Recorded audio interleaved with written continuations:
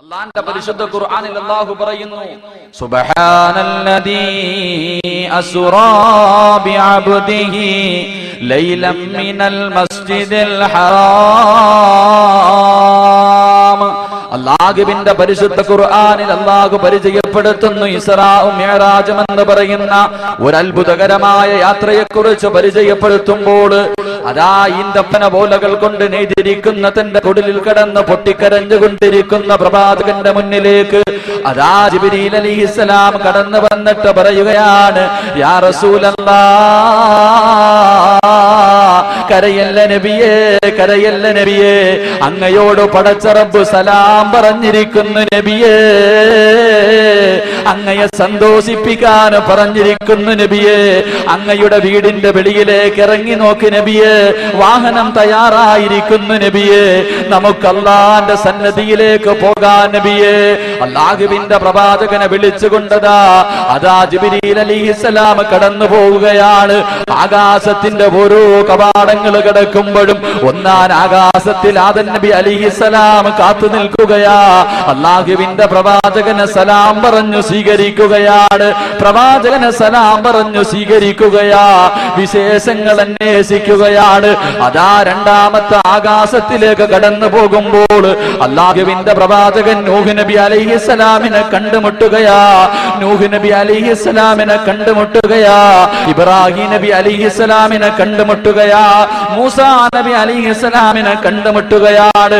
ആകാശത്തിന്റെ ഓരോ കവാടങ്ങൾ കിടക്കുമ്പോഴും പ്രവാചകന്മാരെല്ലാം പുഞ്ചിരിക്കുന്ന മുഖത്തോടെ സന്തോഷത്തോടെ സലാം പറഞ്ഞു സ്വീകരിക്കുകയാ.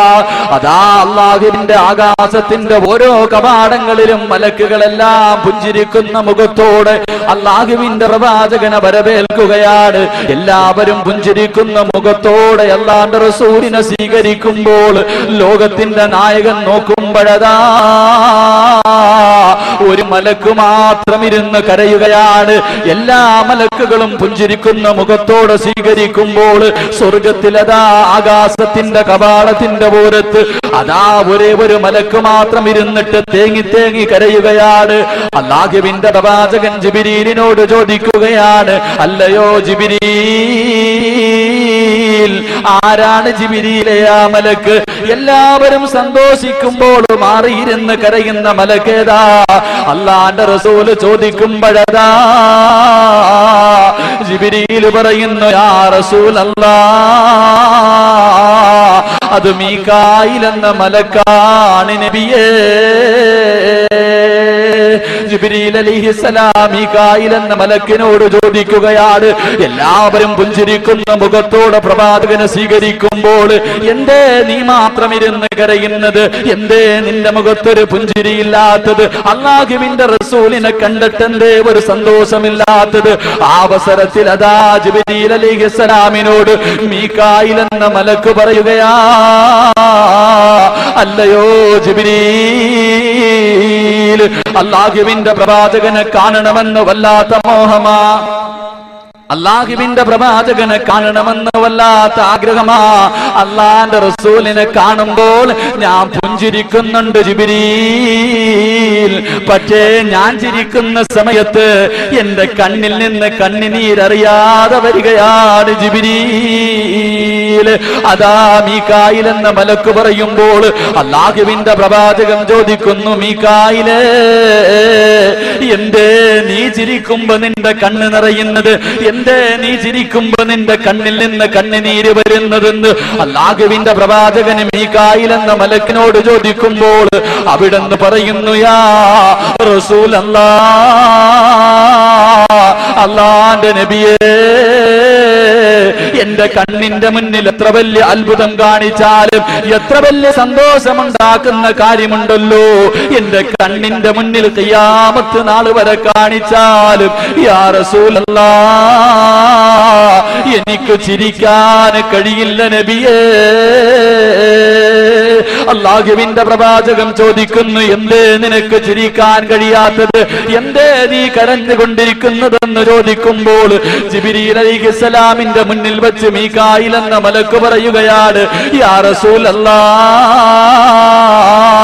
പടച്ചവൻ നരകത്തെ സൃഷ്ടിച്ചതെന്റെ കണ്ണുകൊണ്ട് കണ്ടു നബിയെ. ആ നരകമൊന്ന് കണ്ടു നബിയെ. ആ നരകത്തിന്റെ തീ കണ്ടു നബിയെ. ആ നരകത്തിന്റെ വിളി കേട്ട് നബിയെ. ആ നരകത്തിന്റെ വലിപ്പമൊന്ന് കണ്ടുപോയി നബിയെ. അതുകൊണ്ട് ഖിയാമത്ത് നാൾ വരെ എനിക്ക് ചിരിക്കാൻ കഴിയില്ല നബിയേ. എനിക്ക് ചിരിക്കാൻ കഴിയില്ല നബിയേ. അല്ലാഹുവിന്റെ പ്രവാചകൻ സല്ലല്ലാഹു അലൈഹി വസല്ലമ തങ്ങളോട് മീകായിൽ എന്ന മലക്ക് പറയാ, നരകം ഒന്ന് കണ്ടുപോയി, അതുകൊണ്ട് ഇനി എത്ര വലിയ സന്തോഷമുള്ള എന്റെ മുന്നിൽ കാണിച്ചാൽ എനിക്ക് ചിരിക്കാൻ കഴിയില്ല. എല്ലാവരും വിചാരിക്കും, ചങ്ങാതി എന്തേ ഇന്ന് നന്നലെ തമാശയൊക്കെ പറഞ്ഞു തുടങ്ങി, ഇന്ന് എന്തേ നരകത്തെ കുറിച്ച് പറഞ്ഞിട്ട് കടുവാപ്പള്ളിക്കാരെ ഭയപ്പെടുത്തുന്നു എന്ന് നിങ്ങൾ ആലോചിക്കാം. എന്റെ പ്രിയമുള്ള സഹോദരങ്ങളോട് ഞാൻ ചോദിക്ക, 21-ാം നൂറ്റാണ്ടിൽ ജീവിക്കണ ഈ മനുഷ്യനെ എന്തു പറഞ്ഞാലും നമ്മളൊന്ന് നന്നാവുക? എന്തു പറഞ്ഞാലാണ് നമ്മളൊന്ന് നന്നാവുന്നത്? എന്റെ പ്രിയമുള്ളവരെ, ഒരു കഥയിൽ പോലും, ഒരു സാങ്കല്പിക കഥയിൽ പോലും മൃഗങ്ങൾ കൂട്ടബലാത്സംഗം ചെയ്ത വാർത്ത നമ്മൾ ആരെങ്കിലും വായിച്ചിട്ടുണ്ടോ? ഒരു കഥയിലെങ്കിലും. പക്ഷേ മനുഷ്യൻ ഇന്ന് കൂട്ടബലാത്സംഗം ചെയ്യുന്ന കാലം. 10 മാസം ഗർഭം ധരിച്ച് മരണവേദനയുടെ വേദനയും സഹിച്ചാണ് ഞാൻ എന്റെ മകളെ പ്രസവിച്ചത് അല്ലെങ്കിൽ മകനെ പ്രസവിച്ചതെന്ന് പണ്ടുള്ള ഉമ്മമാര് പറയും. ഇന്ന് ആ ഉമ്മ പണത്തിന് വേണ്ടി തന്റെ മകളെ കൊണ്ട് വിൽക്കുന്ന കാലഘട്ടം. സ്വന്തം ഉപ്പയ്ക്ക് തന്റെ രക്തത്തിൽ പിറന്ന മകളെ കാണുമ്പോ തിരിച്ചറിയാൻ പറ്റാത്ത കാലഘട്ടം. മൃഗത്തിനേക്കാൾ വൃത്തികെട്ടവനായി ഇന്നത്തെ ഈ സമുദായം ജീവിച്ചു കൊണ്ടിരിക്കുമ്പോ ഈ സമുദായത്തിനെ എന്ത് പറഞ്ഞാലാ നമ്മളൊന്നും, ഞാനും ആലോചിച്ച് എന്ത് പറഞ്ഞിട്ടാ കടുവാപ്പള്ളിക്കാരോട് എന്താ പറയണ്ടേ? അങ്ങനെ ഇരുന്നപ്പോൾ എനിക്കൊരു കാര്യം തോന്നിയത്, മഹാനായ അഷ്റഫുൽ ഖൽഖ് നബിയുനാ റസൂലുള്ളാഹി സ്വല്ലല്ലാഹു അലൈഹി വസല്ലമ തങ്ങള് 6-ാം നൂറ്റാണ്ടിൽ ജീവിച്ചിരുന്ന കാട്ടറബികൾ, ഡാർക്ക് ഏജ് എന്ന് ചരിത്രം വിശേഷിപ്പിക്കുന്നു. ആ ഇരുണ്ട യുഗത്തിൽ ജീവിച്ചിരുന്ന മനുഷ്യൻ ഉമ്മയെയും പെങ്ങളെയും തിരിച്ചറിയാൻ കഴിയാത്ത ആ കാട്ടറബികളുടെ മുന്നിൽ അല്ലാഹുവിന്റെ റസൂൽ സ്വല്ലല്ലാഹു അലൈഹി വസല്ലമ തങ്ങൾ കടന്നു ചെന്നിട്ട് 2 കാര്യങ്ങളെ കുറിച്ച് പറഞ്ഞു കൊടുത്തു. 2 കാര്യങ്ങളെ കുറിച്ച് അവർക്ക് പറഞ്ഞു കൊടുത്തു. അത് മനസ്സിലാക്കാൻ അവർ തയ്യാറായപ്പോൾ ലോകത്തിലെ ഏറ്റവും നല്ല മനുഷ്യരായെന്ന് ചരിത്രം പോലും പറയുന്ന അവസ്ഥയിലേക്ക് അവർ മാറി. അവരുടെ ജീവിതം കണ്ടിട്ട് മലക്കുകൾ പോലും ലജ്ജിച്ച് തലതാഴ്ത്തിയെന്ന് അള്ളാഹുവിന്റെ പ്രവാചകൻ സല്ലല്ലാഹു അലൈഹി വസല്ലമ തങ്ങൾ പഠിപ്പിക്കുമ്പോൾ എന്റെ പ്രിയമുള്ള സഹോദരങ്ങളോട് ഈ റബീഉൽ അവ്വലിന്റെ രാത്രിയിൽ ഇവിടെ ഒരുമിച്ച് കൂടി നിങ്ങളോട് എനിക്ക് പറയാനുള്ളത്, എന്റെ പ്രിയമുള്ള സഹോദരങ്ങളെ, ഈ കാര്യം ഒന്ന് മനസ്സിലാക്കാൻ തയ്യാറായാൽ മാത്രം മതി. ഈ കാര്യം ഒന്ന് മനസ്സിലാക്കാൻ തയ്യാറായാൽ മതി. കാരണം നമ്മളെ മലക്കുകൾ പോലും ബഹുമാനിക്കും. എന്റെ പ്രിയമുള്ള സഹോദരങ്ങളെ, അള്ളാഹുവിന്റെ പ്രവാചകൻ പറഞ്ഞു കൊടുത്ത 2 കാര്യം, ഒന്ന് സ്വർഗത്തെ കുറിച്ചുള്ള ആഗ്രഹം കൊടുത്തു, നരകത്തെ കുറിച്ചുള്ള ഭയം കൊടുത്തു. ഇത് മനസ്സിലാക്കാൻ തയ്യാറായപ്പോൾ ലോകത്തിലെ ഏറ്റവും നല്ല മനുഷ്യരായി. ഇത് നമ്മളൊന്ന് മനസ്സിലാക്കിയാൽ മതി. എന്റെ പ്രിയമുള്ളവരെ, ഇത് മനസ്സിലാക്കുകയാണെങ്കിൽ, ഇത് മനസ്സിലാക്കിയില്ലെങ്കിൽ റോഡിലൂടെ നടന്നു പോകുന്ന 4 കാലുള്ള നായക്കാലും അധപ്പതിച്ചു പോകും നമ്മൾ. ഇത് മനസ്സിലാക്കാൻ നമ്മൾ തയ്യാറായ അള്ളാഹുവിന്റെ പ്രവാചകൻ സല്ലല്ലാഹു അലൈഹി വസല്ലമ തങ്ങൾ ഇസ്രാഇന്റെയും മിഅ്റാജിന്റെയും രാത്രി കടന്നു പോയപ്പോ ഒരു സ്ഥലത്തെത്തിയപ്പോൾ ജിബ്രീൽ പറഞ്ഞു, നബിയെ, ഇനി അങ്ങോട്ട് എനിക്ക് നടക്കാൻ കഴിയില്ല. ഇനി ഒരു കാലെടുത്ത് മുന്നോട്ട് വെച്ചാൽ എന്റെ കാര്യത്തിൽ തീരുമാനമായി, എനിക്കിനി നടക്കാൻ കഴിയില്ല. മഹാരഥന്മാരായ പണ്ഡിതന്മാർ പറയുന്നു, യഅനി തഖദ്ദം യാ ഹബീബി ലാ തഖാഫ് അബ്ശിർ തുനാദി റബ്ബകൽ ഖയ്യൂമാ സല്ലു അലൈഹി വസല്ലിമു തസ്ലീമാ. നബി, ഇവിടുന്ന് ഒരു കാലെടുത്ത് മുന്നോട്ട് വെച്ചാൽ എന്റെ കാര്യത്തിൽ തീരുമാനമായി, അതുകൊണ്ട് എനിക്ക് പോകാൻ പറ്റില്ല, നബി പോകാൻ. ഒരു മലക്കിന് പോകാൻ പറ്റാത്ത ഒരു സ്ഥലത്ത് ഒരു മനുഷ്യൻ പോകാന്ന് വെച്ചാൽ അതും മലക്കുകളുടെ നേതാവ്. എന്റെ പ്രിയമുള്ള സഹോദരങ്ങൾ, നമ്മൾ നന്നായ ഈ 2 കാര്യം മനസ്സിലാക്കാൻ തയ്യാറായ നമ്മുടെ ജീവിതം കണ്ടിട്ട് മലക്കുകൾ പോലും ഇരുന്ന് കരയുമെന്ന് ശഫീഖുനാ റസൂലുള്ളാഹി സ്വല്ലല്ലാഹു അലൈഹി വസല്ലം. ഇല്ലെങ്കിലോ 4 കാലികളെക്കാലം കഷ്ടമായി പോകും. അള്ളാന്റെ ഖുർആൻ പറഞ്ഞു, വൽഹും അള്ളല്, മൃഗത്തിനെക്കാലം വൃത്തികെട്ടവനായി പോകും. അള്ളാഹു കാര്യങ്ങൾ മനസ്സിലാക്കാൻ ഭാഗ്യം നൽകി അനുഗ്രഹിക്കുമാറാകട്ടെ. അതുകൊണ്ട് എന്റെ പ്രിയമുള്ള സഹോദരങ്ങളോട്, കടുവാപ്പള്ളിക്കാരൊക്കെ നാളെ പരലോകത്ത് ചെല്ലുമ്പോ, പടച്ചവന്റെ മുന്നിൽ ചെല്ലുമ്പോ അള്ള ചോദിക്കും, എന്തേടെ ചങ്ങാതി ഇങ്ങനെയൊക്കെ നടന്നേ, എന്തേ നിസ്കരിക്കാനേ, എന്തേ ഖുർആൻ ഓതാനേ, എന്തേ എന്നെ കുറിച്ച് പഠിക്കാനേ? അപ്പൊ അള്ളഹാനോട് പറയാൻ വേണ്ടി ചിലര് മനസ്സിൽ കരുതി, അള്ളാഹ് ഖുർആനൊക്കെ അറബിയിലായിരുന്നല്ലോ, പ്രവാചകന്റെ ചരിത്രം ബുഖാരി മുസ്ലിമൊക്കെ അറബിയിലായിരുന്നല്ലോ, ഞങ്ങൾക്കൊന്നും ഇത് അറിയില്ലായിരുന്നു, ഞങ്ങൾ മദ്രസയുടെ പടി പോലും കണ്ടിട്ടില്ല, അതുകൊണ്ട് ഞങ്ങൾക്ക് ഇതൊന്നും അറിയില്ലായിരുന്നു എന്ന്, അത് ഞങ്ങൾക്ക് ആരും പറഞ്ഞു തന്നില്ല എന്ന് പറഞ്ഞിട്ട് രക്ഷപ്പെടാൻ പറ്റുമെന്ന് നമ്മളൊക്കെ കരുതണം. അവിടെ ചെന്ന് പടച്ചവനോട് എന്തെങ്കിലും ഒഴിവുകൾ പറഞ്ഞിട്ട് രക്ഷപ്പെടാൻ കഴിയുമെന്ന് കരുതുന്നുണ്ടെങ്കിൽ, അല്ലാഹുവിന്റെ പരിശുദ്ധമായ ഖുർആൻ പറയുകയാണ്, ഇന്നാ ഖലഖനൽ ഇൻസാന മിൻ നുത്ഫത്തിൻ അംശാജ് നബ്തലീഹി ഫജഅൽനാഹു സമീഅൻ ബസീറാ. അല്ലാഹുവിന്റെ ഖുർആൻ പരിചയപ്പെടുത്തുന്നു, ഇന്നാ ഖലഖനൽ ഇൻസാന. അല്ലാഹ് പറയുന്നു, കേവലം ഒരു തുള്ളി ബീജത്തുള്ളിയിൽ നിന്നാണ് ഞാൻ മനുഷ്യനെ സൃഷ്ടിച്ചത്. അവന്റെ ഉമ്മയുടെ ഗർഭാശയത്തിലൂടെ ഭൂമുഖത്തേക്ക് കടന്നു വന്നപ്പോൾ അവന്റെ മാതാപിതാക്കൾ പറയുന്നതാണ് അവന്റെ ലോകം. നന്മയും തിന്മയും തിരിച്ചറിയാൻ കഴിയില്ല. അവന്റെ വാപ്പ പറയുന്നതനുസരിച്ച് ജീവിക്കുകയാ, അവന്റെ ഉമ്മ പറയുന്നതനുസരിച്ച് ജീവിക്കുകയാണ്. അവനിങ്ങനെ വർഷങ്ങളോളം ജീവിച്ചു കൊണ്ടിരിക്കുമ്പോൾ അല്ലാഹുവിന്റെ പരിശുദ്ധ ഖുർആൻ പറയുന്നു, ഒരു ദിവസമുണ്ടല്ലോ, ഒരു സുപ്രഭാതം പൊട്ടിവിടരുമ്പോൾ അവന് കാണാനുള്ള കാഴ്ചയുണ്ടാവുകയാ, ചിന്തിക്കാനുള്ള കഴിവുണ്ടാവുകയാ. അവനങ്ങോട്ട് പ്രായപൂർത്തിയാകുമ്പോൾ അല്ലാഹുവിന്റെ ഖുർആൻ പറയുകയാ, ഇന്നാ ഹദൈനാഹു സബീല ഇമ്മാ ശാകിറൻ വ ഇമ്മാ കഫൂറാ. നമുക്ക് ഓരോരുത്തർക്കും പ്രായപൂർത്തിയെത്തിയപ്പം, പ്രായപൂർത്തിയാകുന്നത് വരെ നമ്മുടെ മാതാപിതാക്കൾ പറയുന്നതനുസരിച്ച് അന്ന് നന്മ ചെയ്താലും തിന്മ ചെയ്താലും അവർക്കുള്ളതാണ്. ഈ പ്രായപൂർത്തിയാകണ സമയത്ത് പടച്ചവൻ വിളിച്ചിട്ട് പറയണ, എടാ ചങ്ങായി, ഇത് സ്വർഗത്തിലേക്കുള്ള വഴി, ഇത് നരകത്തിലേക്കുള്ള വഴി, ഇതിലെ കാണുന്ന വഴിയിലൂടെ ഇന്ന ഹദൈനാഹു സബീല ഇമ്മാ ശാകിറൻ, എന്റെ അനുഗ്രഹങ്ങളൊക്കെ പേടിച്ചിട്ട് എനിക്ക് നന്ദി കാണിച്ചിട്ട് നടന്നു പോയ സ്വർഗത്തിൽ പോകാം, ഇത് നരകത്തിലേക്കുള്ള വഴി. ഇതിലേ പോയാൽ നിനക്ക് കള്ളു കുടിക്കാം, പെണ്ണു പിടിക്കാം, എന്ത് വേണമെങ്കിലും ചെയ്യാം, ഒരുത്തനും നിന്നോടൊന്നും ചോദിക്കൂല. പക്ഷെ ഇതിന്റെ അവസാനം നരകമാണ്. നീ ബുദ്ധിയുള്ളവനല്ലേ, എന്ത് വേണമെങ്കിലും തിരഞ്ഞെടുക്കാൻ അല്ലാഹ് നമ്മളോട് പറഞ്ഞിരിക്കും. നമ്മൾക്ക് ബുദ്ധിയുണ്ടല്ലോ, പടച്ചവൻ നമ്മളോട് പറയണ, എടാ രണ്ട് വഴി, ഇത് സ്വർഗം ഇത് നരകം, നീ തിരഞ്ഞെടുത്തിട്ട് പോ. ഈ കാര്യം എനിക്ക് നിങ്ങളോട് പറയാനുണ്ട്, ഈ രണ്ട് കാര്യം എനിക്ക് പറയാം, നിങ്ങൾ തിരഞ്ഞെടുക്കും. അള്ളാഹു കാര്യം മനസ്സിലാക്കാൻ ഭാഗ്യം നൽകി അനുഗ്രഹിക്കുമാറാകട്ടെ. അതുകൊണ്ട് എന്റെ പ്രിയമുള്ള സഹോദരങ്ങളെ, എന്താണ് നരകം? ഇടത് സൈഡിലേക്ക് പോകുന്നവന് കിട്ടുന്ന നരകം എന്താ? ഒറ്റ ഹദീസ്. നന്നാവേണ്ടവന് കൂടുതലൊന്നും വേണ്ടല്ലോ, നന്നാകേണ്ട മനുഷ്യന് കൂടുതലൊന്നും വേണ്ട. നരകത്തെ കുറിച്ച് ഒറ്റ ഹദീസ് മതി. മഹാനായ മൂസാ നബി അലൈഹി സ്വലാം ഇങ്ങനെ നടന്നു പോകുമ്പോ ശൈത്താനെ കണ്ടു. ശൈത്താനെ കണ്ടപ്പോ ശൈത്താൻ മൂസാ നബിയോട് പറഞ്ഞു, അല്ല നബിയെ, ഞാൻ ഒരുപാട് തെറ്റുകളൊക്കെ ചെയ്തു പോയി, എനിക്കൊന്ന് തൗബ ചെയ്യണമെന്ന് തോന്നുന്നു, എനിക്കൊന്ന് തൗബ ചെയ്യണമെന്ന് ആഗ്രഹമുണ്ട്. നിങ്ങൾ ദുആ ചെയ്ത പ്രവാചകന്മാരുടെ ദുആ സ്വീകരിക്കുമല്ലോ, ഒന്ന് അള്ളാഹിനോട് ദുആ ചെയ്യാം. മൂസാ നബി അലൈഹി സ്വലാമിന്റെ മനസ്സിൽ ഒരു ചിന്ത, അല്ലാഹ് ശൈത്താൻ നന്നാവാൻ പോവാ, ഇനി എന്താ? ശൈത്താൻ നന്നായി കഴിഞ്ഞാൽ പിന്നെ സർവ്വരും സ്വർഗത്തിൽ പോലും നന്നാവാൻ പോവാണ്. ശൈത്താൻ അങ്ങനെ മൂസാ നബിക്ക് വല്ലാത്ത സന്തോഷം. മൂസാ നബി അള്ളാഹിനോട് ദുആ ചെയ്തു. ശൈത്താൻ പിന്നീട് ഒരു അവസരത്തിൽ കണ്ടപ്പോൾ ചോദിച്ചു, മൂസ, അള്ളാഹ് എന്ത് പറഞ്ഞു എന്റെ തൗബയെ കുറിച്ച്? ആ അവസരത്തിൽ മൂസാ നബി അലൈഹി സ്വലാം ശൈത്താനോട് പറഞ്ഞു, എത്ര എടാ ചങ്ങാതി, അള്ളാഹ് പറഞ്ഞു നിന്റെ തൗബ സ്വീകരിക്കാൻ ഒരു കണ്ടീഷൻ ഉണ്ട്. എന്താ കണ്ടീഷൻ? അത് ആദം നബി അലൈഹി സ്വലാമിന്റെ ഖബറിന്റെ മുന്നിൽ പോയി നീ ഒന്ന് സുജൂദ് ചെയ്യണം. ശൈത്താൻ തിരിഞ്ഞു എന്നിട്ട് പറയാ, ആദം നബി ജീവിച്ചിരുന്നപ്പോ അള്ളാഹ് നേരിട്ട് എന്നോട് പറഞ്ഞു സുജൂദ് ചെയ്യാൻ, അന്ന് ഞാൻ ചെയ്തിട്ടില്ല, ഇന്നയായി പോടാ ചങ്ങായി. അപ്പൊ എന്താ പറഞ്ഞു? ഈ പറയുന്ന കാര്യം മനസ്സിലാക്കാനുള്ള മനസ്സ് കാണിച്ച സ്വർഗത്തിൽ പോകാം, ഇല്ലെങ്കിലും അവന്റെ കൂടെ പോകാം. ഇഷ്ടമുള്ളത് തിരഞ്ഞെടുക്കുക. അല്ലാഹു ഭാഗ്യം നൽകി അനുഗ്രഹിക്കുമാറാകട്ടെ. എന്താ നരകം? എന്താണ് നരകം? അല്ലാഹുവിന്റെ പ്രവാചകൻ സല്ലല്ലാഹു അലൈഹി വസല്ലമ തങ്ങള് സ്വഹാബത്തിന് ഉപദേശം നടത്തിക്കൊണ്ടിരിക്കുമ്പോൾ, അല്ലാഹുവിന്റെ പ്രവാചകനും സഹാബാക്കളും ഇരിക്കുമ്പോൾ അബൂ ഹുറൈറ റളിയല്ലാഹു തആല അൻഹു റിപ്പോർട്ട് ചെയ്യുകയാണ്, ഇദാ സമിഅതു വജബതൻ, പെട്ടെന്നൊരു ശബ്ദം കേൾക്കുകയാ. പല സഹാബത്തും ബോധരഹിതരായി വീണുപോയി.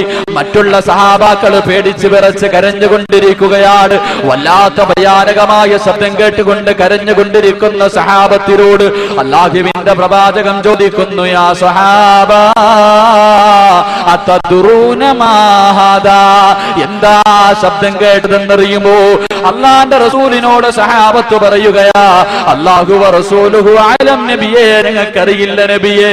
അല്ലാഹുവിന്റെ പ്രവാചകൻ പറയുന്നു, ഹാദാ ഹജറുൻ, ഹാദാ ഹജറുൻ, എന്റെ സഹാബത്തേ അതൊരു കല്ലാണ് സഹാബത്തേ. ഏത് കല്ലാണെന്നറിയുമോ? റുമിയതു ബിഹി ഫിന്നാർ, നരകത്തിന്റെ മുകളിൽ നിന്നൊരു മലക്കൊരു കല്ലെടുത്ത് താഴേക്ക് എറിഞ്ഞു. എന്നെറിഞ്ഞ കല്ലാണെന്നറിയുമോ? മുൻപ് 70 ഖലീഫ, 70,000 വർഷം മുമ്പ് നരകത്തിന്റെ മുകളിൽ നിന്നൊരു മലക്കൊരു കല്ലെടുത്ത് താഴേക്ക് എറിഞ്ഞു.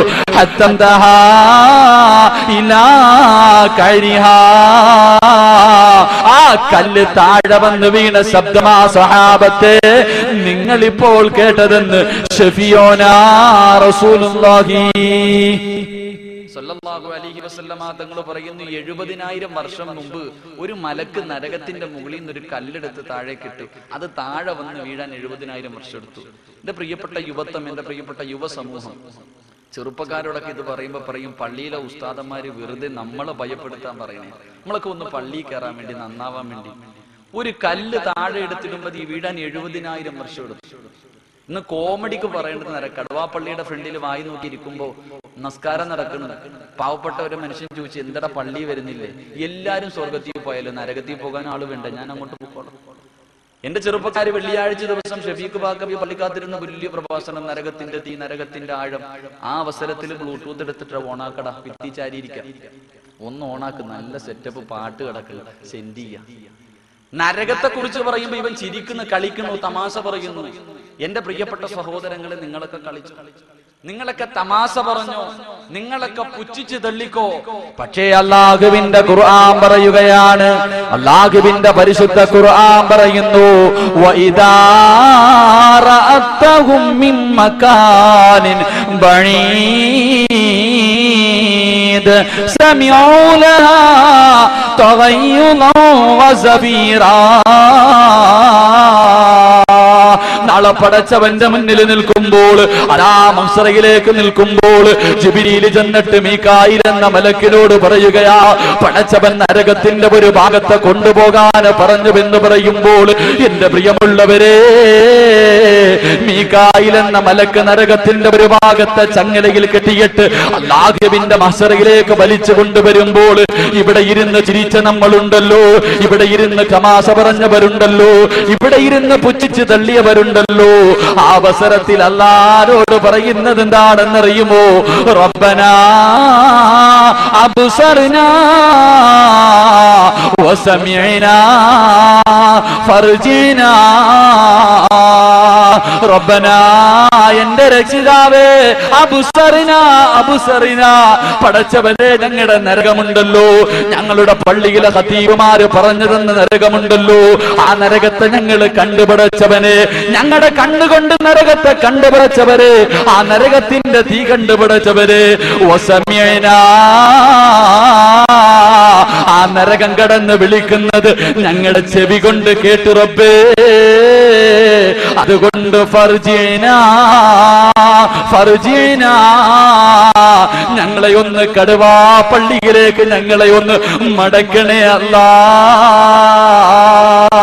ഞങ്ങളുടെ നാട്ടിലേക്ക് ഞങ്ങളെ മടക്കിയാല്, ഞങ്ങളുടെ നാട്ടിലേക്ക് ഞങ്ങളെ മടക്കിയാല്, എന്റെ പ്രിയമുള്ളവരെ, ഉച്ചയ്ക്ക് പോലും പള്ളിക്കകത്ത് കയറാത്തവൻ പറയുകയാ, അല്ലാഹുവേ, പള്ളിക്കകത്ത് പോയിരുന്ന് തഹജ്ജുദ് നിസ്കരിക്കാൻ പടച്ചവര്, ദിക്റുകൾ പറയാൻ പടച്ചവര്, ഖുർആൻ ഓതാൻ പടച്ചവര്.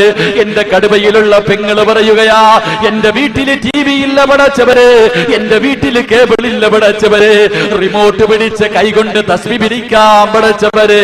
ഫർജിനാ, എന്നെ ഒന്ന് മടക്കണേ അല്ലാ.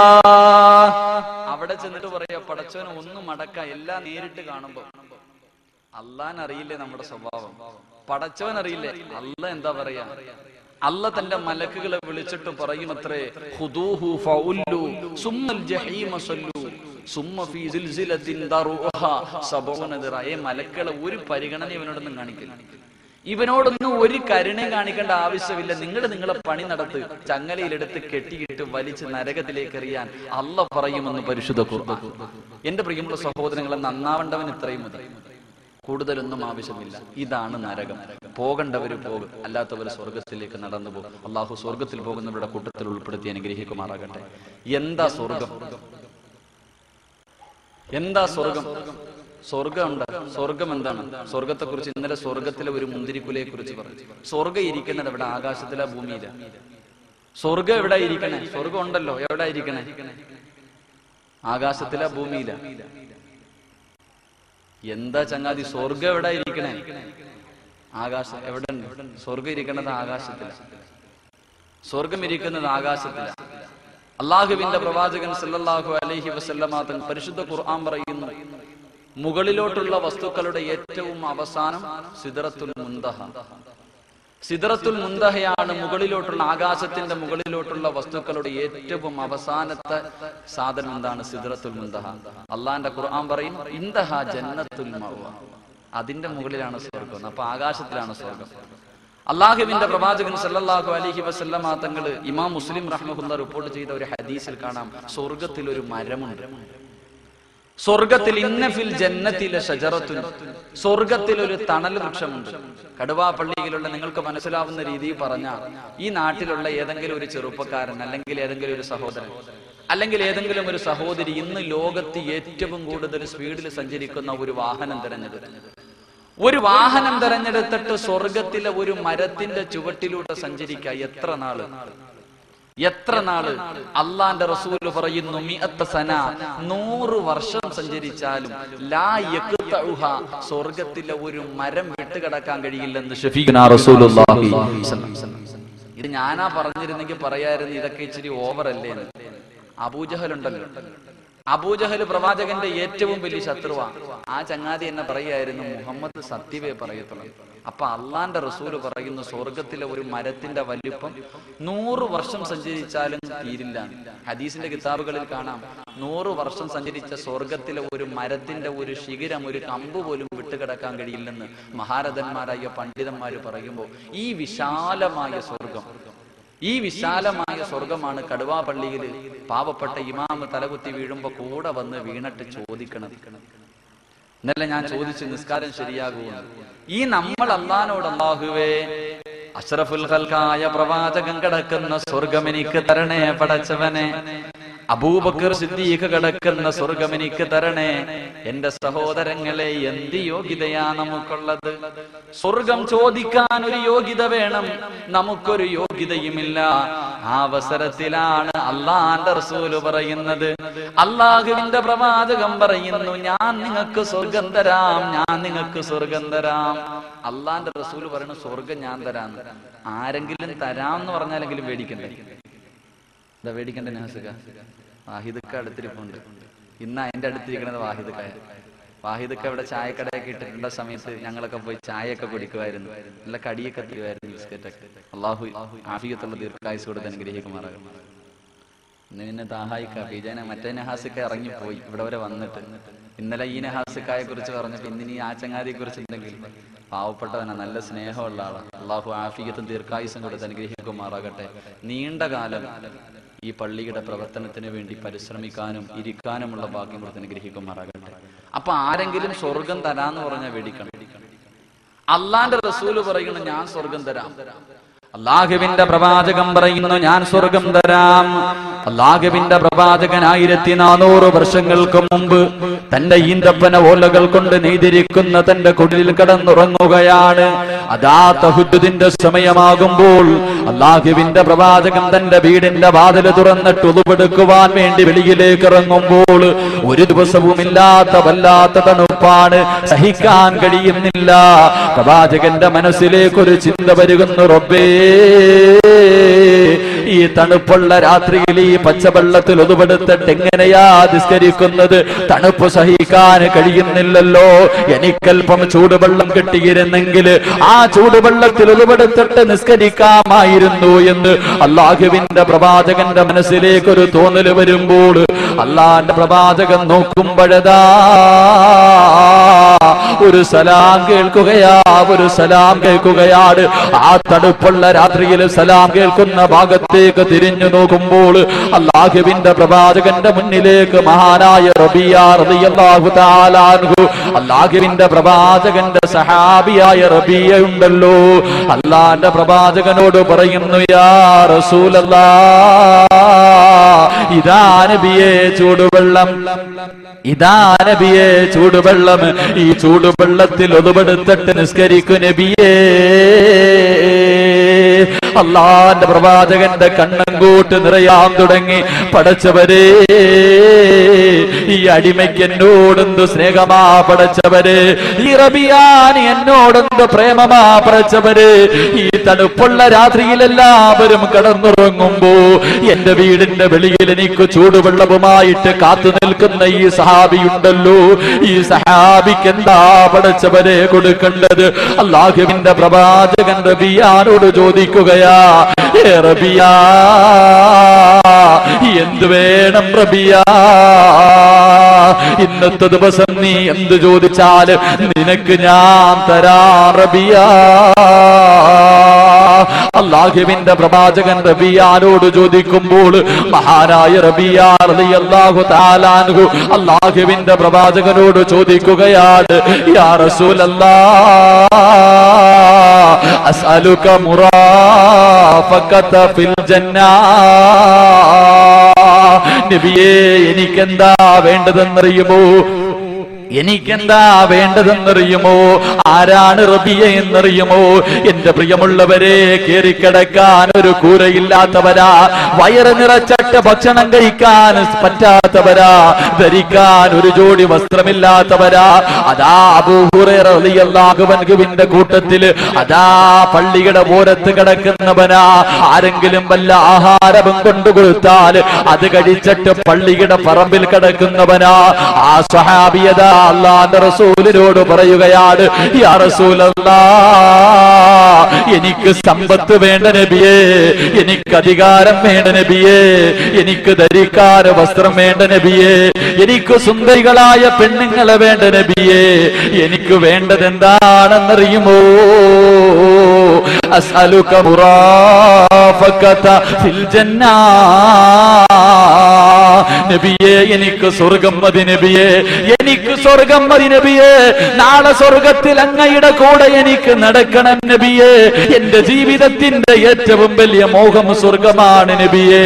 അല്ലാഹുവിന്റെ പ്രവാചകനോട് റബിയ റളിയല്ലാഹു തആല അൻഹു ചോദിക്കുമ്പോൾ എന്റെ പ്രിയമുള്ളവരെ, എന്തു ചോദിച്ചാലും കൊടുക്കാമെന്ന് പറഞ്ഞ പ്രവാചകനുണ്ടല്ലോ. റബിയ റളിയല്ലാഹു തആല അൻഹുവിനോട് പറയുകയാണ്, ഏ റബിയ, നിനക്ക് ഞാൻ സ്വർഗം തരാം റബിയ, നിനക്ക് ഞാൻ സ്വർഗം തരാം റബിയ. പക്ഷേ നീ എന്നെ ഒന്ന് സഹായിക്കണേ റബിയ, നീ എന്നെ ഒന്ന് സഹായിക്കണേ റബിയ. അല്ലാഹുവിന്റെ പ്രവാചകനോട് റബിയ റളിയല്ലാഹു തആല അൻഹു ചോദിച്ചു, യാ റസൂലല്ലാഹ്, എങ്ങനെയാ നബിയെ സഹായിക്കേണ്ടത്? ആ അവസരത്തിൽ അല്ലാഹുവിന്റെ പ്രവാചകൻ പറയുന്നു, ഇൽമനുലി സിത്തം മിൻ അൻഫുസികും അൽമനു ലക്കുമുൽ ജന്നാ, അൽമനു ലക്കുമുൽ ജന്നാ. ഖാല സഫിയൂനാ റസൂലുള്ളാഹി സ്വല്ലല്ലാഹു അലൈഹി വസല്ലം തങ്ങൾ പറയുന്നു, റബിയ റളിയല്ലാഹു തആല അൻഹു ഒരു അവസരം കിട്ടി.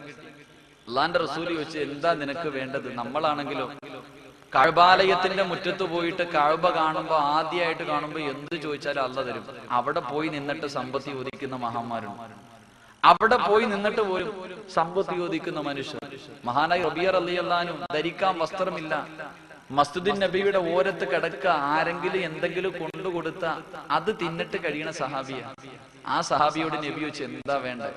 ഒറ്റ ചോദ്യം, ഒറ്റ ഉത്തരം, നബി എനിക്ക് സ്വർഗം വേണം. എനിക്ക് സ്വർഗം മതി, വേറെ ഒന്നും വേണ്ട.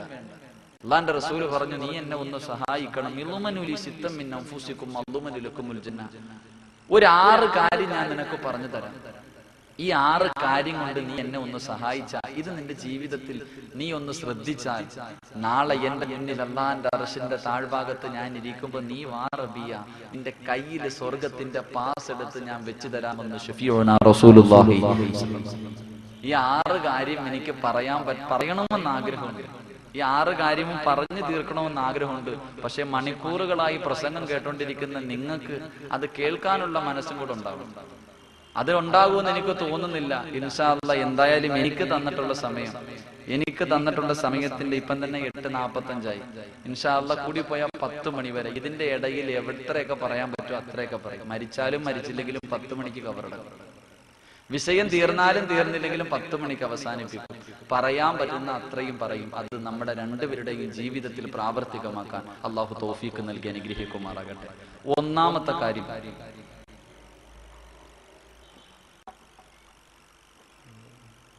വെള്ളം ഒഴിക്കാൻ ആരും കമ്മിറ്റിക്കാരെ കൊണ്ട് ഒഴിക്കുന്നത് ശരി.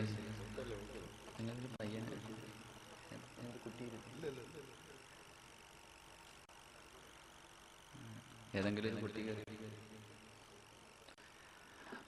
അല്ലാഹുവിന്റെ പ്രവാചകൻ സല്ലല്ലാഹു അലൈഹി വസല്ലമ തങ്ങളോട് റബീഅ റളിയല്ലാഹു തആല അൻഹു ചോദിക്കുകയാണ്, യാ റസൂലല്ലാഹ്, സ്വർഗ്ഗത്തിൽ കിടക്കണമെങ്കിൽ ഒന്നാമത്തെ കണ്ടീഷൻ എന്താണ് നബിയേ? അല്ലാഹുവിന്റെ പ്രവാചകൻ റബീഅ റളിയല്ലാഹു തആല അൻഹുവിനോട് പറഞ്ഞു കൊടുക്കുന്ന ഒന്നാമത്തെ കണ്ടീഷൻ എന്താണെന്നറിയുമോ? ഏ റബീഅ, ഉസ്തുകൂ ഇദാ ഹദ്ദസ്തും റബിയ, സംസാരിച്ചാൽ കള്ളം പറയല്ലേ റബിയ. ഒന്നാമത്തെ കണ്ടീഷൻ, സ്വർഗത്തിൽ പോകണമെങ്കിൽ നിനക്ക് പാസ് വേണമെങ്കിൽ ഒന്നാമത്തെ കണ്ടീഷൻ എന്താ? സംസാരിച്ചാൽ കള്ളം പറയില്ലേ. എന്റെ പൊന്നു ഉസ്താദെ, വേറെ എന്ത് വേണമെങ്കിലും പറ, ഇത് നമ്മളെ കൊണ്ട് പറ്റൂല. നമുക്കാണെങ്കിൽ കള്ളം പറയാതെ ഉറങ്ങാൻ പറ്റൂലല്ലോ. നമുക്കൊരു ദിവസം ഒരു കള്ളമെങ്കിലും പറയാതെ ഉറങ്ങാൻ പറ്റത്തില്ല. അതെങ്ങനെയാണല്ലോ. പള്ളി വരും, പള്ളി വന്ന് നിസ്കാരം കഴിഞ്ഞിട്ട് പള്ളിയുടെ പടി ഗേറ്റ്, കടുവാപ്പള്ളിയുടെ അങ്ങോട്ട് ഇറങ്ങുന്നതിന് മുമ്പേ ആ നിസ്കരിച്ച നിസ്കാരം ആർക്കെങ്കിലും കൊടുക്കും. ഇമാം ഇപ്പം ഭയങ്കര ലീവാണ്, എവിടെ പോണെന്നറിയില്ല, പ്രസംഗമൊക്കെ ആണെന്ന് പറഞ്ഞ് പോകുന്നുണ്ട്, ചുമ്മാതാണ്. മോദീന്റെ ബാങ്ക് പഴയതുപോലെ അത്ര പോരാ. അല്ലെങ്കിൽ ഇനി ഒന്നും കിട്ടിയില്ലെങ്കിൽ പറയും, ഇപ്പം കമ്മിറ്റിക്കാരൊക്കെ പഴയതുപോലെ ഒന്നും ഇല്ല, കൈയിട്ട് വാരലൊക്കെ കൂടുതലാണോ, കൈയിട്ട് വാരുന്നുണ്ടോ എന്നൊക്കെ. നിസ്കരിച്ച പതിപോലെ അപ്പോഴേ അവർക്ക് കൊടുക്കും. ഇത് കൊടുത്തിട്ടേ പോകത്തുള്ളൂ. ഇതാണ് നമ്മുടെ രീതി. ഇനി ഇവനൊന്നും ഒന്നും കിട്ടിയില്ലെങ്കിൽ, ഇനി ഒന്നും പറയാൻ കിട്ടിയില്ലെങ്കിൽ അങ്ങോട്ട് കൂടി ഇരുന്നിട്ടും അങ്ങോട്ട് തുടങ്ങും എന്തെങ്കിലുമൊക്കെ ചുമ്മാ തമാശയ്ക്ക്. തന്റെ കൂടെ ഇരിക്കുന്നവരെ, ചെറുപ്പക്കാരൊക്കെ തന്റെ കൂടെ ഇരിക്കുന്നവരെ ചിരിപ്പിക്കാൻ വേണ്ടി തമാശയ്ക്ക് വെറുതെ കള്ളം പറയുന്നവർ. അല്ലാഹുവിന്റെ പ്രവാചകൻ സല്ലല്ലാഹു അലൈഹി വസല്ലമ തങ്ങൾ പറയുകയാണ്, വൈലുൽ ലില്ലദീ യുഹിബ്ബുനാ ബിൽ ഹദീസ് ലിയുദ്ഹിക മിൻഹുൽ ഖൗം ഫയക്ദിബു ലഹു വൈലുൽ ലഹു വൈലുൽ ലഹു. തമാശയ്ക്ക് പോലും തന്റെ കൂട്ടുകാരോട് കള്ളം പറയുന്നവരുണ്ടല്ലോ. അല്ലാഹുവിന്റെ പ്രവാചകൻ പറയുകയാ, അവനാണ് സർവനാശമെന്ന് ശഫീഉനാ റസൂൽ സല്ലല്ലാഹു അലൈഹി വസല്ലമ തങ്ങൾ പറയുന്ന തന്റെ കൂട്ടുകാരെ ചിരിപ്പിക്കാൻ വേണ്ടി കള്ളം പറയുന്നു, തമാശയ്ക്ക്, അവനാണ് ഏറ്റവും വലിയ നാശം. എന്റെ പ്രിയമുള്ളവരെ, തമാശയ്ക്ക് പോലും കള്ളം പറയാത്തവന് കിട്ടുന്ന പ്രതിഫലം എന്താണെന്നറിയാം? ജീവിതത്തിൽ തമാശയ്ക്ക് പോലും കള്ളം പറയാത്തവൻ. അല്ലാഹുവിന്റെ പ്രവാചകൻ പറയുന്നു, അനസഈമുൻ ബിബൈതിൻ ഫീ വസതിൽ ജന്നാ ലിമൻ തറകൽ കദിബ വഇൻ കാന മാസിയാ. തമാശയ്ക്ക് പോലും കള്ളം പറയാത്ത ആരെങ്കിലും ഈ ദുനിയാവിന്റെ തൊലിക്ക് മുകളിൽ ജീവിക്കുന്നുണ്ടെങ്കിൽ സ്വർഗത്തിന്റെ മധ്യഭാഗത്ത് ഞാനൊരു വീട് കൊണ്ട് ജാമ്യം നിൽക്കുന്നു എന്ന് ശഫീഉനാ റസൂലുള്ളാഹി സല്ലല്ലാഹു അലൈഹി വസല്ലം തങ്ങൾ പറയുന്നു. കടുവാപ്പള്ളിയിൽ ഒരു 2 നില വീടല്ല, കടുവാപ്പള്ളിയിൽ ഒരു 2 നില വീടല്ല, സ്വർഗത്തിന്റെ മധ്യഭാഗത്ത് ഞാനൊരു വീട് തരാം. എന്റെ പ്രിയപ്പെട്ട സഹോദരങ്ങളെ മനസ്സിലാക്കണം, നമ്മളാണെങ്കിൽ കള്ളം പറയുന്നതൊക്കെ പോട്ട് എല്ലാം പറഞ്ഞിട്ട് അവസാനം പറയുന്ന ഒരു കാര്യമുണ്ട്, ഇതാണ് സഹിക്കാൻ പറ്റാത്തത്. നിങ്ങളുടെ ഈ അടുത്ത പ്രദേശത്ത് ഒരു പയ്യൻ പെണ്ണ് കാണാൻ പോയി. പെണ്ണ് കണ്ട് ഇഷ്ടപ്പെട്ടിട്ട് ഇവൻ തിരിച്ചു വന്നു. ഇവൻ തിരിച്ചു വന്നതിന് ശേഷം ഈ പെണ്ണിന്റെ മാമ ഇവനെ കുറിച്ച് അന്വേഷിക്കാൻ വേണ്ടി ആറ്റിങ്ങലിന്റെ തൊട്ടപ്പുറത്തുള്ള ഒരു സ്ഥലം ഞാൻ പറയുന്നില്ല, അവിടെ പോയിട്ട് ഫസ്റ്റ് കണ്ട ബേക്കറിയിൽ കയറി ഒരു ജ്യൂസ് ഒക്കെ കുടിച്ചിട്ട് അവിടെ നിസ്കരിക്കുന്ന ഒരു വാപ്പുണ്ട്. ആ വാപ്പാനോട് ചോദിച്ചു, ഈ പയ്യന്റെ സ്വഭാവം എങ്ങനെ? ഒരു ചെറുപ്പക്കാരനുണ്ടല്ലോ, അവന്റെ സ്വഭാവം എന്താന്ന് വെച്ചപ്പോ ഈ വാപ്പ പറഞ്ഞു, ഞാൻ അവനെ കുറിച്ച് വല്ലതും പറഞ്ഞു തരണം, അതവൻ അറിയണം. കള്ളും കുടിച്ച് കഞ്ചാവ് അടിക്കുന്നവന്റെ കൂട്ടുകാരനെ വിളിച്ചുകൊണ്ട് വന്ന് എന്നെ ഈ കടയൊക്കെ തല്ലിപ്പൊട്ടിക്കണം. എന്തിനാ ഒരു മുസ്ലിമായി ചെറുപ്പക്കാരനെ കുറിച്ച് ആവശ്യമില്ലാത്തൊക്കെ പറയണം? സ്തോഫറുള്ള, നിങ്ങൾ വേറെ ആരെങ്കിലും പോയി അന്വേഷിക്കാൻ. ഇനി ഈ ചങ്ങാതി എന്തെങ്കിലും പറയണം. അവൻ കള്ളു കുടിക്കുന്നവനാണ്, അവന്റെ കൂടെ നടക്കുന്നവർ കഞ്ചാവ് അടിക്കുന്നവൻ, ഇവൻ വീട് കയറി അടിക്കുന്നവനാ. ഇതും കൂടെ പറഞ്ഞിട്ടാ പറയണേ. ഒന്നുമില്ല, നമ്മളും അങ്ങനെ തന്നെ ഇരുന്നങ്ങോട്ട് പറഞ്ഞിട്ട് അവസാനം പറയും, എന്തിനാ പച്ചയിറച്ചി തിന്നുന്നത്? പിന്നെ പെങ്ങന്മാർക്കാണെങ്കിൽ സഹോദരിമാർക്കാണെങ്കിൽ പിന്നെ കേരള സർക്കാർ ഒരു അവസരം ഉണ്ടാക്കി കൊടുത്തിരിക്കുക. കുടുംബശ്രീ എന്ന് പറഞ്ഞിട്ട് ഈ റോഡൊക്കെ ചെത്താൻ പോണൊരു ജോലിയുണ്ട്. ഇവിടെ കടുവാപ്പള്ളിക്കാര് പോകുന്നുണ്ടെന്ന് അറിയില്ല, ഉണ്ടോ? ഇവിടെ ഉണ്ടില്ലേ? അത് താത്താമാർ അങ്ങോട്ട് പോകും. ഒരു ദിവസം 5 മരം റെഡിയാക്കിയാൽ മതി. 1 മണിക്കൂർ കൊണ്ട് തീരും. പക്ഷെ രാവിലെ ഒരു 8 മണിക്ക് പൊക്കഴിഞ്ഞാൽ 2 മരത്തിന്റെ ചുവട് ചുട്ടിയിട്ട് അങ്ങോട്ട് എല്ലാവരും കൂടെ ഒരുമിച്ച് ഇരുന്നിട്ട് ദിക്റും ദുആയും അങ്ങോട്ട് തുറന്നു. എല്ലാരും പിന്നെ സലാത്തുകളൊക്കെ പറഞ്ഞോട്ട് അങ്ങോട്ടിരിക്കും. 10-11 മണിയാകുമ്പോ അമീർ വന്ന് പറയും, മതി പോകാം. എഴുന്നേറ്റ് വീട്ടിൽ പോകും, ചോറ് കഴിക്കും, വീണ്ടും വന്നിട്ട് 2 മരം പിന്നെയും ദിക്റും ദുആയും. അവിടെ ഇരുന്ന് 5 മണി വരെ ഇരിക്കണം. ഇരുന്നിട്ട് സ്വർഗവും വാങ്ങിച്ചിട്ടേ പോകത്തുള്ളൂ. നമ്മുടെ പ്രിയപ്പെട്ട സഹോദരിമാർ, അല്ലാഹു ഈമാൻ കൊടുത്ത് അനുഗ്രഹിക്കുമാറാകട്ടെ. അല്ലാഹു ഈമാൻ കൊടുത്ത് അനുഗ്രഹിക്കുമാറാകട്ടെ. മഹാനായ അഷ്റഫുൽ ഖൽഖ് നബിയുനാ റസൂലുള്ളാഹി സ്വല്ലല്ലാഹു അലൈഹി വസല്ലം, അല്ലാഹുവിന്റെ പ്രവാചകൻ ഒരു ദിവസം സുബഹി നമസ്കാരം കഴിഞ്ഞിട്ട് അദാ മസ്ജിദുൻ നബവിയുടെ മുകളിൽ ഇരുന്നിട്ട് അല്ലാഹുവിന്റെ പ്രവാചകൻ മസ്ജിദുൻ നബവിയുടെ വെളിയിൽ ഇരുന്നിട്ട് കരയാൻ തുടങ്ങി. പൊട്ടിക്കരഞ്ഞുകൊണ്ടിരിക്കുമ്പോൾ അല്ലാഹുവിന്റെ പ്രവാചകന്റെ കരളിന്റെ കഷ്ടമായ ഫാത്തിമയുണ്ടല്ലോ, അല്ലാഹുവിന്റെ പ്രവാചകന്റെ മുന്നിലേക്ക് കടന്നു ചെല്ലുകയാണ്. യാ റസൂലല്ലാഹ്, എന്തിനാ നബിയേ കരയുന്നത്? എന്തിനാ നബിയേ കരയുന്നത്? അങ്ങയാരാണ് വേദനിപ്പിച്ചത്? അല്ലാഹുവിന്റെ പ്രവാചകനോട് തന്റെ പൊന്നുമകൾ ചോദിക്കുമ്പോൾ അല്ലാഹുവിന്റെ റസൂൽ പറയുന്നു, മോളെ ഫാത്തിമ, ഇന്നലെ ഞാൻ നരകം കണ്ടു മോളെ. നരകത്തിൽ എന്റെ സമുദായത്തിലെ ഒരു വിഭാഗം ജനതയെ കണ്ടു മോളെ. അവര് നരകത്തിൽ കിടന്ന് വിളിക്കുകയാണ് മോളെ. അവരുടെ തലയുണ്ടല്ലോ പന്നിയുടെ തല പോലെ ഇരിക്കുന്നു, അവരുടെ ഉടലുകളുണ്ടല്ലോ കഴുതയുടെ ഉടല് പോലെ ഇരിക്കുന്നു. അവർ നരകത്തിൽ കിടന്നിട്ട് വിളിച്ചു കൂവുന്നത് എന്റെ കണ്ണുകൊണ്ട് കണ്ടു മോളെ. അല്ലാഹുവിന്റെ പ്രവാചകന് പറഞ്ഞു തീരുമ്പോൾ, അല്ലാഹുവിന്റെ റസൂൽ അങ്ങോട്ട് പറഞ്ഞു തീരുമ്പോൾ പൊട്ടിക്കരഞ്ഞുകൊണ്ട് അല്ലാഹുവിന്റെ പ്രവാചകനോട് തന്റെ പൊന്നുമകള് ഫാത്തിമ ചോദിക്കുകയാണ്, ഉപ്പാ, പന്നിയുടെ തലയും കഴുതയുടെ രൂപവുമുള്ള ആ വൃത്തികെട്ടവരാരാണ് ഉപ്പാ? അവരെന്ത് പാപമാ ചെയ്തതെന്ന് അല്ലാഹുവിന്റെ പ്രവാചകനോട് തന്റെ പൊന്നുമകള് ഫാത്തിമ ബീവി ചോദിക്കുമ്പോൾ അല്ലാഹുവിന്റെ റസൂൽ പറയുന്നു, മോളെ ഫാത്തിമ, അവരാരാണെന്നറിയുമോ?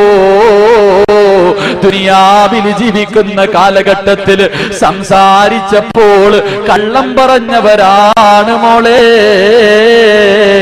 അവർക്ക് കിട്ടുന്ന ശിക്ഷ ഇതാണെന്ന് സഫിയോനാ റസൂലുള്ളാഹി സ്വല്ലല്ലാഹു അലൈഹി വസല്ലം തങ്ങൾ പറയുന്നു, പന്നിയുടെ തലയും കഴുതയുടെ രൂപവുമായിരിക്കും.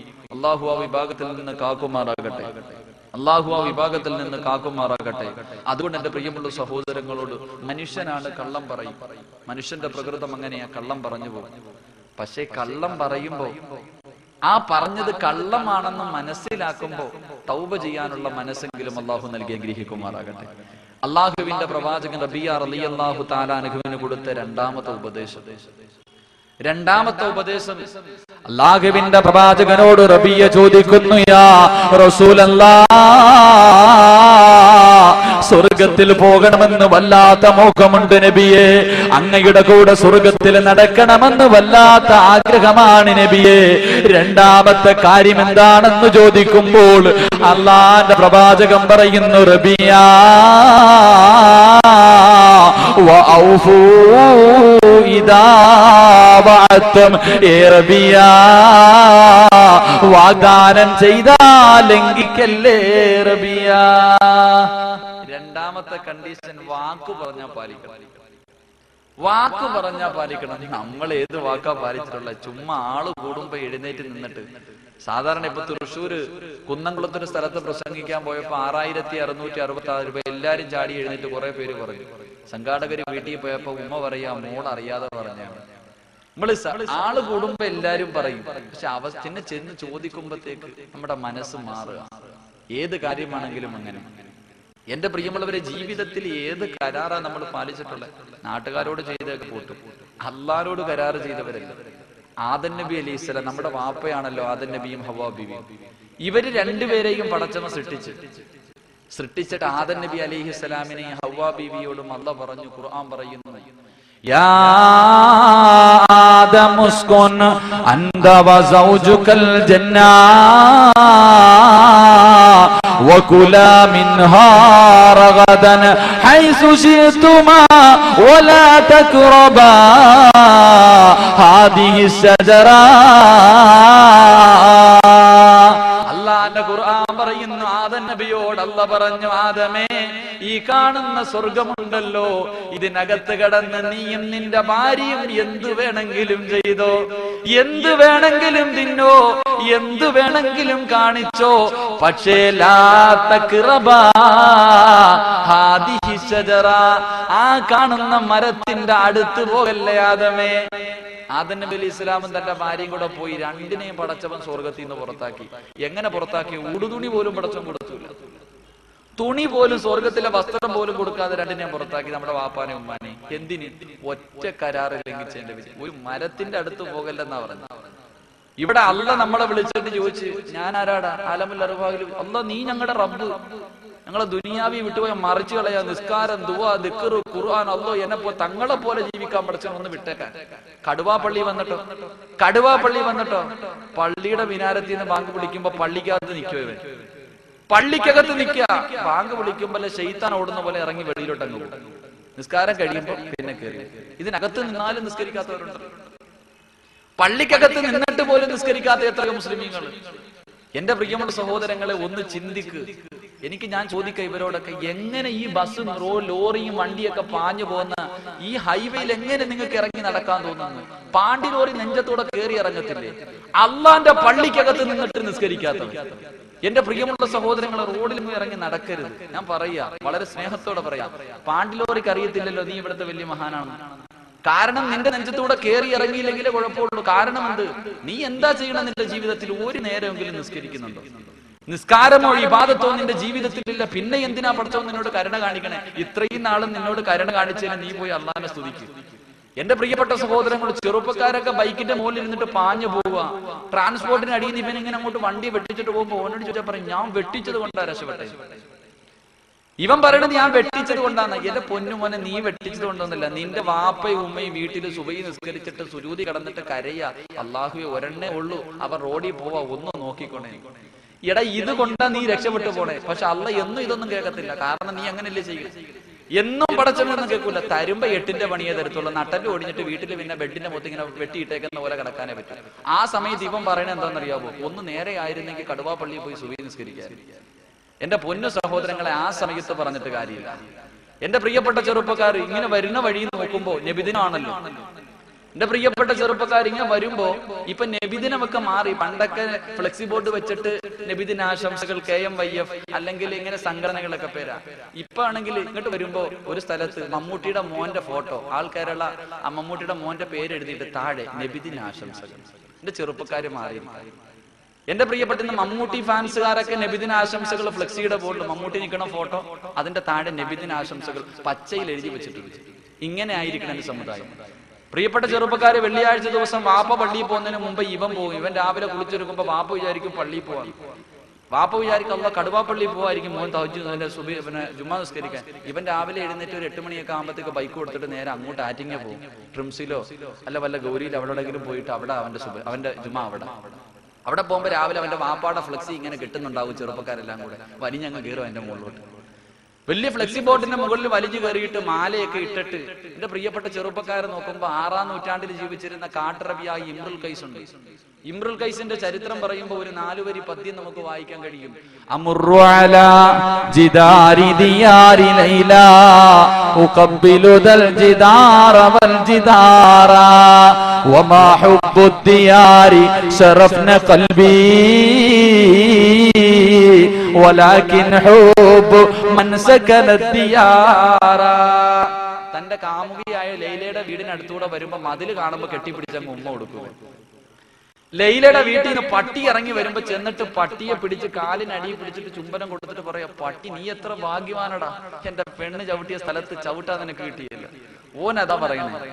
ഇവനാണ് വെള്ളിയാഴ്ച രാവിലെ സിനിമാ തിയേറ്ററിൽ പോയിട്ട് അവന്റെ വാപ്പാടെ ഫോട്ടോയൊന്നുമല്ല, അവനുമായിട്ട് ഒരു ബന്ധമില്ലാത്തവൻ അവന്റെ മോടി ഇങ്ങനെ വലിഞ്ഞങ്ങോട്ട് കയറി മാലയൊക്കെ ഇട്ട് പാലൊക്കെ എടുത്ത് ഒഴിച്ചിട്ട് ഈ അടുത്ത് ഇങ്ങനെ തിരുവനന്തപുരത്ത് ആറ്റിങ്ങൽ അപ്പുറത്ത് ഇങ്ങോട്ട് വരുമ്പോ എഴുതി വെച്ചിരിക്കുന്നു സച്ചിൻ ടെണ്ടുൽക്കർ. അതിന്റെ താഴെ എഴുതി വെച്ചിരിക്കുക, ഏ സച്ചിൻ, നീ ജീവിച്ച കാലഘട്ടത്തിൽ ജീവിക്കാൻ കഴിഞ്ഞ ഞങ്ങൾ എത്രയോ ഭാഗ്യവാൻ. 3 മുസ്ലിം ചെറുപ്പക്കാരുടെ പേരടി എഴുതി വെച്ചിട്ടുണ്ട്. എന്റെ പ്രിയപ്പെട്ട സഹോദരങ്ങൾ, എന്റെ പ്രിയപ്പെട്ട യുവത്വത്തിനോട് ഞാൻ പറയുകയാണ്, എന്റെ പൊന്നുമക്കളെ, ആരെ മറന്നാലും പടച്ചവനെ മറക്കല്ലേ, ആരോട് കളിച്ചാലും നന്നാരോട് കളിക്കല്ലേ. നീ സിനിമാ തിയേറ്ററിന്റെ ഉള്ളറകളിൽ പോയി കൈയടിച്ച് തീർക്കാനുള്ളതല്ലടാ നിന്റെ യുവത്വം. നബിദിനം വരുമ്പോൾ ഏതെങ്കിലും ഒരു മൂലയിൽ പരിപാടി സംഘടിപ്പിച്ചിട്ട് അള്ളാന്റെ റസൂലിനെ സ്നേഹിക്കുന്നവനാണെന്ന് പറഞ്ഞിട്ട് കാര്യമില്ലടാ. ഏതെങ്കിലും ഒരു ദിവസം പള്ളിക്കകത്ത് വന്ന് തലകുത്തി വീണിട്ട് ഞാൻ മുസ്ലിമാണെന്ന് പറഞ്ഞിട്ട് കാര്യമില്ല പൊന്നുമോല്. അല്ലാഹുവിന്റെ പ്രവാചകൻ ഒരുപാട് ചെറുപ്പക്കാരുടെ ചരിത്രം പറഞ്ഞു തരുന്നുണ്ട്. ഈ സിനിമാ താരങ്ങളല്ലടാ, മമ്മൂട്ടിയും മോഹൻലാലും അല്ലടാ, അല്ലാഹുവിന്റെ റസൂൽ എത്രയോ ചെറുപ്പക്കാരുടെ ചരിത്രം പറഞ്ഞു തരികയാ. അല്ലാഹുവിന്റെ പ്രവാചകന്റെ മുന്നിലേക്ക് ഒരു സഹാബി കടന്നു വരികയാണ്. മഹാനായ ഉമൈർ റളിയല്ലാഹു തആല അൻഹു കടന്നു വരുമ്പോൾ അല്ലാഹുവിന്റെ റസൂൽ പൊട്ടിക്കരയുകയാ. ഒരു ചെറുപ്പക്കാരനായ സഹാബിയാ ഉമൈർ കടന്നു വരുമ്പോൾ അല്ലാഹുവിന്റെ റസൂലിന്റെ കണ്ണ് നിറയുകയാണ്. പ്രവാചകനോട് ഉമൈർ ചോദിക്കുന്നു, യാ റസൂലല്ലാഹ്, എന്തിനാ നബിയേ കരയുന്നത്, എന്തിനാ നബിയേ കരയുന്നത്? ആ അവസരത്തിൽ അല്ലാഹുവിന്റെ റസൂൽ പറയുകയാണ്, ഏ ഉമൈറേ, നിന്റെ പഴയ കാലമൊന്ന് ഞാൻ ഓർത്തുപോയി ഉമൈറേ. അല്ലാഹുവിന്റെ പ്രവാചകൻ പറയുന്നു, ആരാ ഉമൈർ എന്നറിയുമോ? ആരാണ് ഉമൈർ എന്നറിയുമോ? മക്കയിലെ ഏറ്റവും വലിയ കുടുംബത്തിൽ പിറന്നവനാ, ഏറ്റവും വലിയ സൗന്ദര്യമുള്ളവനാ, ഏറ്റവും കൂടുതൽ സമ്പത്തുള്ളവനാ.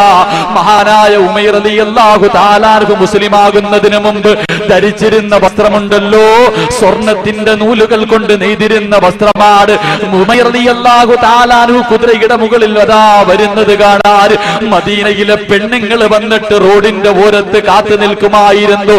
ആ ഉമൈർ റളിയല്ലാഹു തആല അൻഹുണ്ടല്ലോ, അല്ലാഹുവിന്റെ പ്രവാചകന്റെ മുന്നിലേക്ക് നടന്നു വരുമ്പോൾ അതാ ഒരു വസ്ത്രം ധരിച്ചിരിക്കുകയാ. 40 സ്ഥലങ്ങളിൽ കണ്ടം വെച്ച് തച്ചിരിക്കുന്ന